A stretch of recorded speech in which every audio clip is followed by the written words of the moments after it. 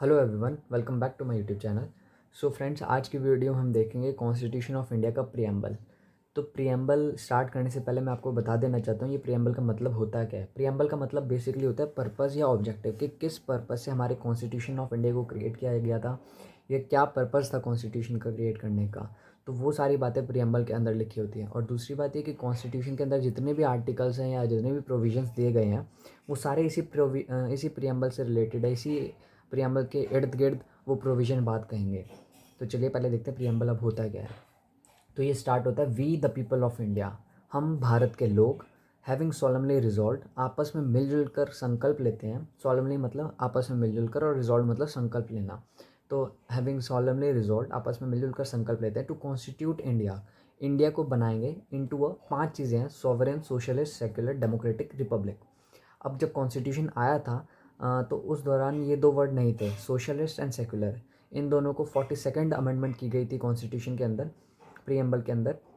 और ये वर्ड्स को एडिशन किया गया था, सोशलिस्ट एंड सेक्युलर वर्ड्स को। तो sovereign, socialist, secular, democratic, Republic. अब इनका मतलब देखते हैं क्या है।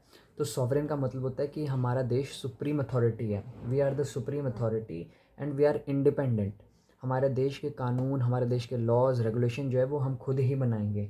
हम किसी की गुलामी नहीं करेंगे, क्योंकि 200 साल तक जो है अंग्रेज़ों ने हमारे पर शासन किया था, रूल किया था। तो उसी चक्कर में हमने ये वर्ड यूज़ किया है सॉवरेन। सॉवरेन मतलब कि अब से हमारे देश पे कोई गुलामी नहीं कर सकेगा, कोई गुलाम नहीं बना सकेगा। तो इसलिए सॉवरेन। सॉवरेन के बाद है सोशलिस्ट, कि हमारा देश जो है वो सामाजिक रहेगा, समाज के बारे में ही सोचेगा और समाज की ही हेल्प करेगा। तो सोशलिस्ट। सेक्युलर का मतलब यहाँ पे कोई जातिवाद नहीं होगा, चाहे कोई सी भी कास्ट हो, चाहे कोई सा भी रिलीजन हो, चाहे धर्म, कोई सा भी धर्म हो, चाहे हिंदू, मुस्लिम, सिख, ईसाई, क्रिश्चियन, ये सभी धर्म एक बराबर है, कोई डिस्क्रिमिनेशन नहीं किया जाएगा इन धर्मों में। और जातिवाद बिल्कुल नहीं होगा।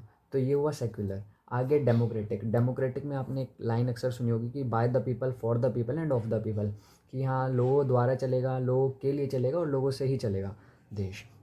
और India is largest democratic country in the world. तो अब यहाँ पर आपने एक चीज़ और बता देना चाहता हूँ। ये एक यूनिवर्सल एडल्ट फ्रेंचाइजी सिस्टम है।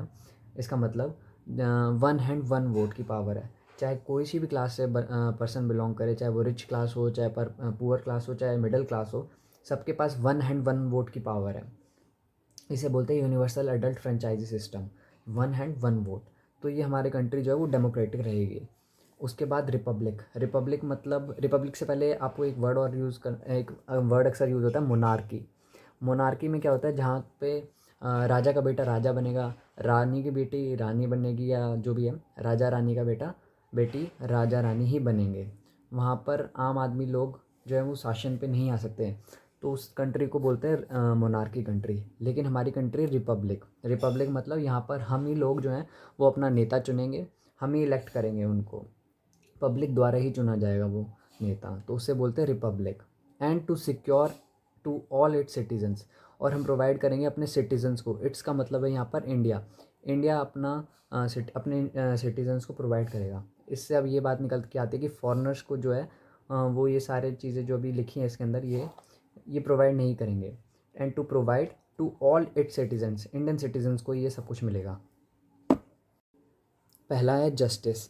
अब जस्टिस मिलेगा आप यहाँ पर, सबको न्याय मिलेगा। चाहे अगर किसी का कुछ सोशली गलत होता है, इकोनॉमिकली गलत होता है, या पॉलिटिकली। अब सोशली मतलब क्या, कि समाज में अगर आपके साथ कुछ गलत हुआ, यहाँ पर जैसे कलर कलर बेसिस पे, कास्ट बेसिस पे, रिलीजन बेसिस पर, तो सोशली उस इसलिए यूज़ करा गया है। तो अगर ऐसा कुछ होता है डिस्क्रिमिनेशन, तो उसके लिए जस्टिस मिलेगा। इकोनॉमिकली मतलब वेल्थ से रिलेटेड, या बोल लीजिए इनकम से रिलेटेड, इकोनॉमिक स्टेटस से रिलेटेड, इन सब चीज़ों में अगर गलत होता है तो भी जस्टिस मिलेगा। And politically, politically in the sense कि सपोज़ कीजिए आपको वोट डालने नहीं दिया जा रहा है, तो ये आपके साथ पॉलिटिकली गलत हो रहा है, पॉलिटिकली इशू है ये। तो फिर इसके लिए भी आपको जस्टिस मिलेगा, न्याय मिलेगा। तो जस्टिस मिलेगा, चाहे वो सोशली हो, इकोनॉमिकली हो, पॉलिटिकली हो। नेक्स्ट है लिबर्टी। हमारे पास लिबर्टी है कुछ भी सोचने की, liberty of thought, expression, belief, faith and worship. हम चाहे कुछ भी सोच सकते हैं जो हम सोचना चाहें, वेदर इट्स बैड और गुड। एक्सप्रेस, हम कुछ भी जो है एक्सप्रेस करना चाहे वो कर सकते हैं। We have right to make bad speech also and we have right to make good speech also. So हमारे पास वो लिबर्टी है। और उसका बिलीफ, फेथ एंड वर्शिप, हम चाहे जिस पे विश्वास करना चाहे कर सकते हैं, चाहे जिस पे विश्वास नहीं करना चाहे वो भी कर सकते हैं। इसलिए हम जिसकी पूजा करना चाहें, वर्शिप मतलब पूजा करना, किसी की भी पूजा कर सकते हैं। अब चाहे हम इसीलिए इंडिया में पत्थरों को भी पूजा जाता है। तो ये कोई मना नहीं है, कोई गलत नहीं है ऐसा, क्योंकि हमारे कॉन्स्टिट्यूशन में ऐसा लिखा है वर्शिप।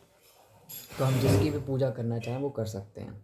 तो ये हुआ, जस्टिस मिलेगा हमें सोशली, इकोनॉमिकली, पॉलिटिकली। लिबर्टी हमारे पास सोचने की, चाहे कुछ भी हम सोचें, अच्छा हो बुरा हो, एक्सप्रेस जो हम करना चाहें वो कर सकते हैं। बिलीफ, हम जिस पे विश्वास करना चाहें कर सकते हैं, बिलीफ एंड फेथ। और वर्शिप मतलब पूजा, जिसकी पूजा करनी चाहे कर सकते हैं।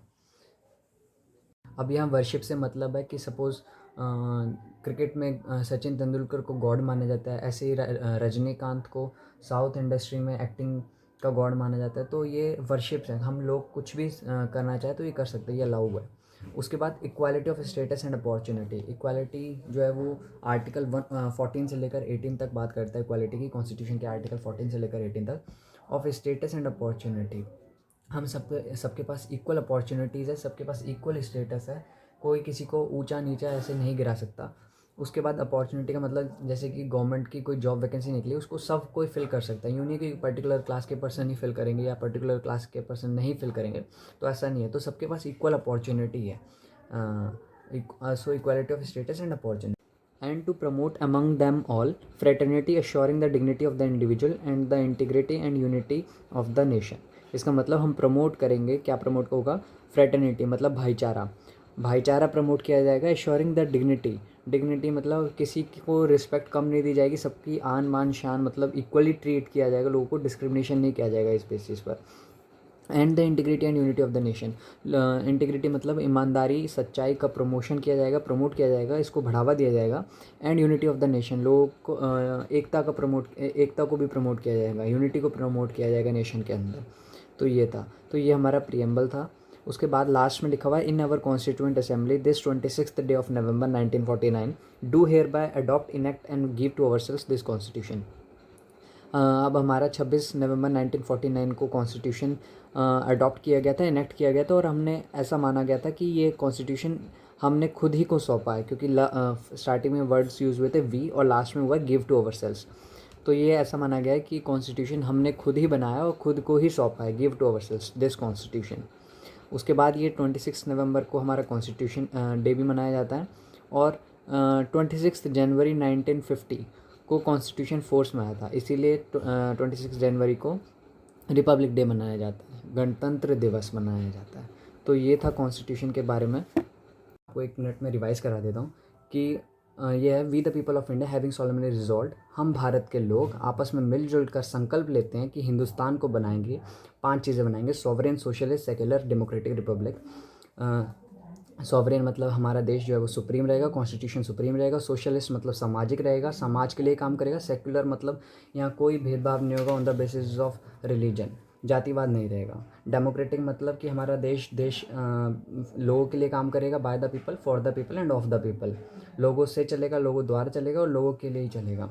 और यहाँ पे 1 हैंड 1 वोट सिस्टम रहेगा, जिसे बोलेंगे universal adult franchise system. Republic रहेगा, रिपब्लिक मतलब हमारे देश के नेता हमारे लोग ही चुनेंगे, यहाँ पर राजा का बेटा राजा जो है वो शासन नहीं करेगा, तो उसका मतलब वो republic. And to secure to all its citizen, हम अपने सिटीजन्स को प्रोवाइड करेंगे जस्टिस, चाहे अगर उनके साथ कोई गलत होता है सोशली, इकोनॉमिकली, पॉलिटिकली, तो जस्टिस मिलेगा। लिबर्टी ऑफ थॉट, हमारे देश में सबको सब कुछ सोचने का राइट है, चाहे कुछ भी हो, चाहे वेदर राइट और रॉन्ग। एक्सप्रेस करने का राइट है, बिलीफ किसी पे भी विश्वास कर सकते हैं, ना करना चाहे तो वो भी कर सकते हैं। फेथ एंड वर्शिप, जिसकी पूजा करनी चाहें वो कर सकते हैं, जिसकी पूजा नहीं करनी तो वो भी कर सकते हैं, वो सब हमारे पास राइट है। उसके बाद equality of status and opportunity, हम सबके पास इक्वल अपॉर्चुनिटी है, हमारा सबका इक्वल स्टेटस है, कोई किसी को डिस्क्रिमिनेट नहीं कर सकता on the basis of race, colour और इन सब चीज़ों पर। तो सबके पास इक्वल स्टेटस है और इक्वल अपॉर्चुनिटी है। So this is all about preamble of constitution of India. So if you like this video, please like, share, comment and subscribe the channel. Thank you so much for watching this video.